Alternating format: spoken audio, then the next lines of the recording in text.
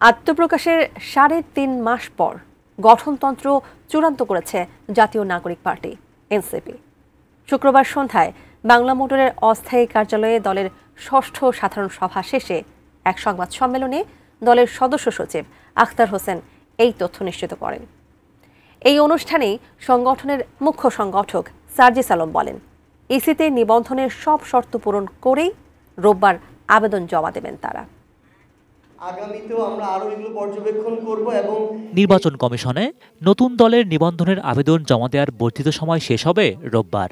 এদিনই আবেদন জমা দেবে অভ্যুত্থানের নেতৃত্ব দেওয়া সম্মুখ সারির সমন্বয়কদের সংগঠন জাতীয় নাগরিক পার্টি।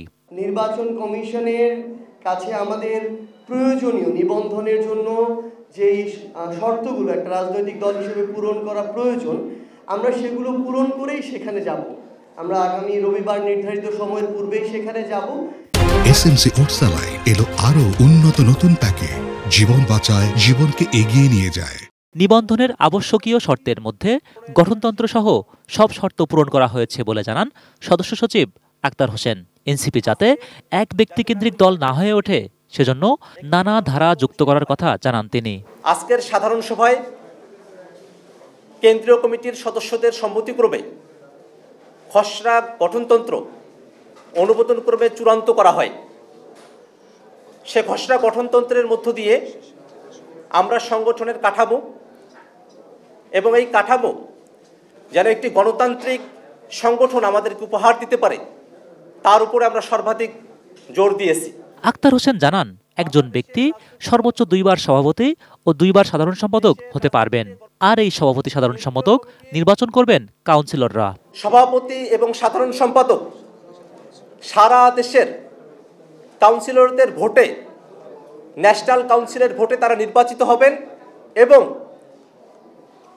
কোনো ব্যক্তি তার জীবদ্দশায় 2 বারের বেশি সাধারণ সম্পাদক বা 2 বারের বেশি সভাপতি থাকতে পারবেন না। এ সময় এনসিপি নেতারা অভিযোগ করেন, তাদের দলের নারী নেত্রীদের লক্ষ্য করে কিছু গণমাধ্যম কুরুচিপূর্ণ সংবাদ পরিবেশন করছে। তাদের বিরুদ্ধে ব্যবস্থা নিতে প্রেস কাউন্সিলে যাবেন বলেও জানান তারা।